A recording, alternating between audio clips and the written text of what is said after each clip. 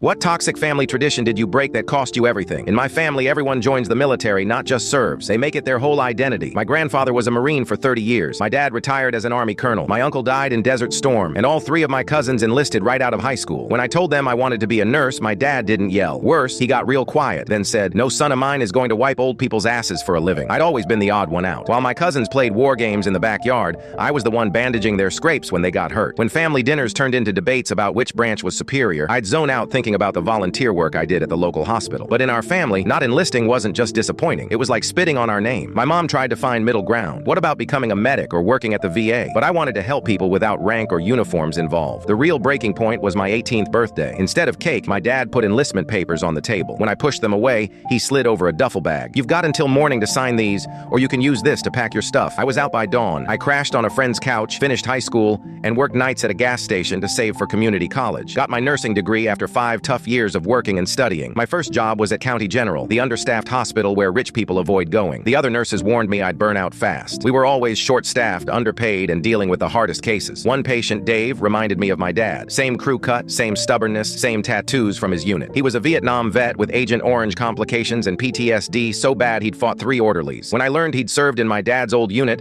I nearly requested a transfer. That's exactly what my family would have expected. But this was precisely why I'd become a nurse instead of a soldier. Sometimes the bravest thing isn't running toward gunfire. It's sitting with someone while they face their demons. The turning point came during a bad night when Dave had flashbacks. Instead of calling security, I just sat with him until morning, listening to war stories I'd heard versions of my whole life, but never from this side. After that, the other vets on the floor started asking for me. Without telling anyone, I started a support group that met in the hospital cafeteria after my shifts. That's when everything blew up. The hospital newsletter ran a small piece about our group with a photo. Someone from my dad's old unit recognized me. The headline just said, "Local nurse starts veteran support program," but the military community is small. My uncle showed up at the hospital during my shift. "You refused to serve, but now you're playing hero to real soldiers," he said. "Your father was right about you." The hospital administration called me in, worried about the confrontation. Veterans Affairs got involved. Some vets defended me, saying I was doing more for them than the system. Others called me a fraud for never serving. Dave stood up at a VA town hall. "This kid's the only one who treated me like a person, not a uniform," he said. "Where were the rest of you when I was sleeping in my car?" I kept my job, but lost what was left of my family connections. My dad told relatives I was dead to him. They returned my Christmas cards. My cousin blocked me when I tried to congratulate him on his promotion. Last week, Dave died. At the memorial, a young guy in an army uniform approached me. "You're the nurse my grandpa talked about," he said. "I ship out next month, but I'm coming back to use my GI Bill for nursing school." My mom sent a text yesterday, just a photo of my dad's medicine organizer with a note. "He's too proud to call, but he asks about you whenever I come back from getting his prescriptions filled."